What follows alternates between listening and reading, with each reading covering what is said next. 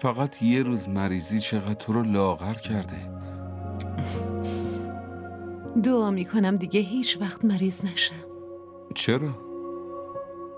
از پرستاری ما خوشت نیومد؟ تو یه روز انقدر به من رسیدین. اگه 3-4 روز دیگه مریض بودم نمیدونم چند کیلو وزنم زیاد میشه. آره راست میگی. ببین برات شیر آوردم. بشین راحت اینجا بشین. بیا بشین عزیزم. بفرمایید. احمد راستش 3 روز به هم مرخصی دادن. میشه فردا بریم همونجا که دفعه قبل رفتیم؟ من اونجا رو خیلی دوست دارم. تو عقلتو از دست دادی دختر؟ مگه نمیدونی برای یه روز چقدر از حقوقت کم میشه؟ احمد چی؟ من دیوونه بودم که شب تا صبح و امروز ازت پرستاری کردم، بعد میخوای فردا هم مرخصی بگیری؟ تو فردا میری رستوران، فهمیدی؟ حالا هم این شیر رو بخور سر کار نمیری.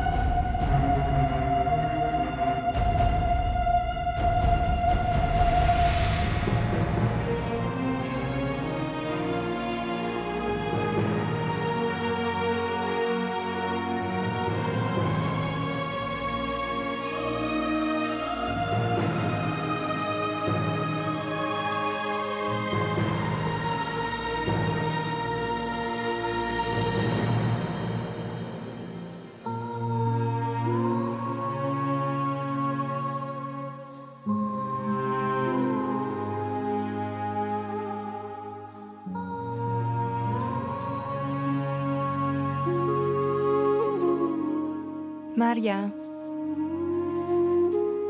چی شده؟ تو به من دروغ گفتی مگه نه؟ بجم بیا بریم. بیا.